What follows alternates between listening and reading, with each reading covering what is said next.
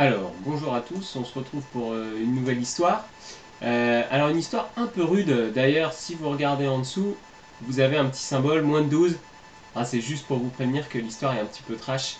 Voilà, c'est une histoire nordique, c'est un conte nordique. Ça se passe dans un royaume dirigé par un roi hyper cruel qui s'appelait Nidud, qui est ici représenté en fait sur l'image. Nidud, il était vraiment tellement cruel que enfant, c'était sûrement le genre d'enfant qui s'amusait à arracher les pattes des mouches. Et adulte, il s'amusait à arracher les membres de ses ennemis. Donc Nidud, en fait, il était à la tête d'un petit royaume. Et à côté de son château, il y avait un forgeron qui s'appelait Volund, qu'on voit ici sur l'image, qui était un forgeron très réputé pour la qualité de son travail et sur des bijoux, sur des armes. C'était absolument splendide. Et évidemment, Volund, qui aimait beaucoup les bijoux, a demandé qu'on capture Volund, parce que de toute façon, Nidun, lui, il pensait pas au bien-être des gens. Hein. Donc il a fait capturer Volund, il l'a amené au palais, et il lui a dit maintenant, tu vas commencer à faire des bijoux et des armes pour moi. Alors Volund lui dit non, non, je ne le ferai pas. Et Nidun, qui était hyper cruel, mais en plus qui était bête, laid, mauvais, enfin il avait tous les défauts du monde. Il lui dit bien sûr que si, je vais te mettre, tu vas aller sur l'île à côté de mon château, là tu y seras emprisonné et tu seras obligé de fabriquer des bijoux chaque jour pour moi. Et là, il y a sa femme, Adidoud, qui était aussi assez cruelle, qui dit à son mari écoute, mon choupinou, je pense que tu pourrais lui sectionner les tendons de ses genoux. Comme ça, il pourrait plus marcher, il pourrait pas nager, il pourrait pas s'enfuir de l'île. Et là, Adidoud, il dit ah oui, très bonne idée, ma chérie. Et donc là-dessus, en fait, il laisse les gardes sectionner les tendons des genoux du pauvre Volun avant de l'emmener sur l'île. Donc chaque jour, Volun en fait était obligé de fabriquer des bijoux, absolument autant de bijoux que Nidun le voulait. Et s'il ne le faisait pas, en fait, il ne mangeait pas. En plus, sur cette île, c'était une île où il n'y avait rien de quoi s'abriter, il faisait souvent froid, humide. Bref, c'était en fait un enfer, l'enfer sur Terre. Mais Volun, il désespérait pas, en fait, il avait qu'une idée, c'était de s'enfuir et de faire payer en fait tout ça à Nidun. Donc il s'est mis secrètement, la nuit, à fabriquer des ailes en fer, donc avec un fer très très fin. Chaque nuit, en fait, il travaillait tout cela, et la journée, il faisait les bijoux pour Nidou. Et un jour, en fait, il a reçu la visite de la seule personne à peu près sensée de la famille. C'était la fille de Nidud, qui s'appelait Bolvid, qui était pas du tout aussi cruelle que ses parents, ni aussi cruelle que ses frères, hein, parce qu'elle avait deux grands frères qui étaient aussi cruels que leur père. Elle avait tout de suite trouvé Volund très beau, très courageux, et en fait, elle était complètement tombée amoureuse de Volund. Donc elle va le voir sur son île et elle lui demande en fait s'il peut lui desserrer son anneau.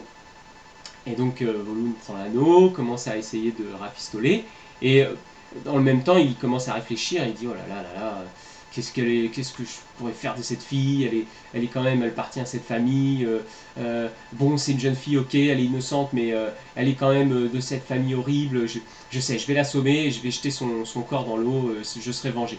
Et en même temps, en fait, Bolvid, elle réfléchit, oh là là, qu'est-ce qu'il est beau ce jeune homme, et en plus il est formidable, il est gentil, voilà, et sans ses genoux, enfin ses genoux, ses tendons tranchés, il devait être un formidable athlète, tout ça, bon bref. Tous les deux pensent en fait des choses très différentes dans leur tête. Et Volun, il prend son marteau, il veut en fait assommer Bolvid, il se retourne vers Bolvid, et au moment où il se retourne vers elle, Bolvid lui dit ah, Volund, je t'aime, mon cœur est à toi, je n'aimerai que toi toute ma vie. Ça. Et Volund, bah, en fait, il lâche le marteau, il rigole, il dit voilà, il se dit bah, j'ai plus besoin en fait de la tuer, de toute façon, son cœur va m'appartenir. Et Volund lui dit mais tu sais, moi je ne t'aime pas, je ne t'aimerai jamais, tu appartiens à cette horrible famille, laisse tomber, va-t'en, tu n'obtiendras rien de moi. Et là, Bolvid s'en va, le cœur brisé, finalement elle va errer dans le palais de son père, comme ça, complètement désespérée, elle va plus rien manger, elle va plus parler, elle va sans cesse sangloter, elle va devenir une sorte de fantôme qui erre dans le palais. Donc son père, au bout d'un moment, il s'en rend compte quand même que sa fille va pas trop bien. Bon, voilà, il se pose pas trop de questions parce que voilà, il a jamais été trop paternel. Et il se dit, ouais, tiens, je devrais peut-être la faire fouetter pour qu'elle aille mieux. Vous voyez un peu le style de Nidun. Bref. Mais bon, il a un truc qui l'inquiète un peu, c'est que ses deux fils, en fait, ça fait 2 jours qu'ils sont plus là. Bon, la mère a dit, mais t'inquiète pas, ils sont partis chasser, ils sont partis pêcher, on va les revenir, ils vont revenir. Et Voloun, il dit, ouais, enfin quand même, quand ils vont revenir, je les ferai fouetter, ça leur fera les pieds. Bon, bref. Ils se mettent à table, et puis ils prennent un petit apéritif dans des nouvelles coupes magnifiques qui ont été faites par Voloun, et sa mère leur dit, oh là là, t'as vu, ces coupes, elles sont splendides, oh là là, et tout. Et c'est vrai que ces coupes, elles sont magnifiques, elles ont la taille d'ailleurs, elles sont grandes, elles ont la taille un peu d'un crâne humain, vous voyez, un peu.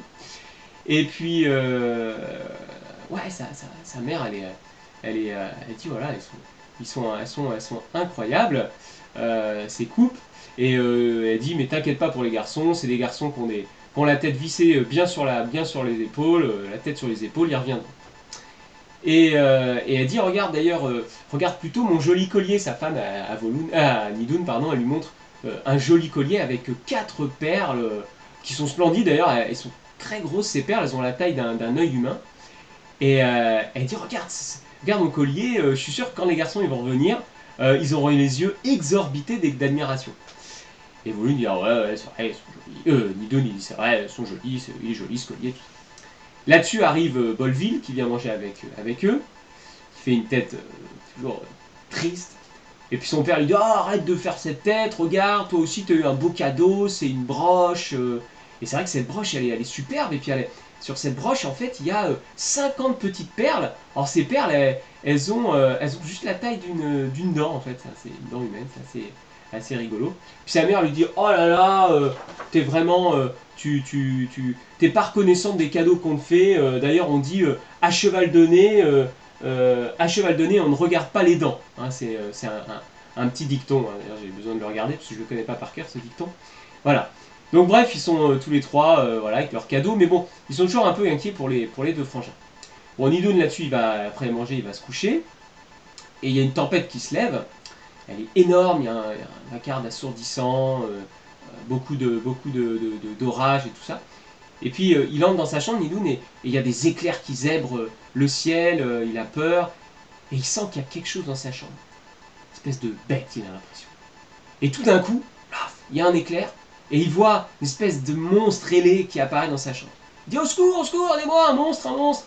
Il y a sa femme qui arrive dans la chambre, et là, il voit apparaître Voloun, qui a fabriqué ses ailes, qui arrive dans la chambre, il dit, il n'y a qu'un seul monstre ici, c'est toi, Nidoun. Nidoun le cruel, c'est toi le monstre et ta femme. Et d'ailleurs, je vais te dire ce qui est arrivé à tes deux fils. Ils sont venus me voir il y a 2 jours, dans la forge, sur l'île. Je les ai tués. J'ai enterré leur corps sous ma forge, et ensuite, j'ai utilisé leur crâne pour faire les coupes dans lesquelles vous avez bu ce soir. J'ai utilisé leurs yeux pour faire le collier de ta femme, et les dents pour faire la broche de ta fille. Et d'ailleurs, ta fille, tu sais quoi? Elle a le cœur brisé. Elle te déteste autant qu'elle m'aime. Voilà, je n'y peux rien, c'est comme ça. Et là-dessus, Voloun part dans un grand éclat de rire. Voilà, on ne le reverra plus jamais. Et pendant ce temps-là, Voloun et sa femme partent en hurlant parce qu'en fait, ils sont devenus fous d'avoir effectivement bu dans la tête de leurs enfants. Voilà, je vous avais dit que c'était une histoire un peu trash, mais c'est souvent comme ça dans les histoires scandinaves, les histoires nordiques. Allez, une prochaine fois, au revoir.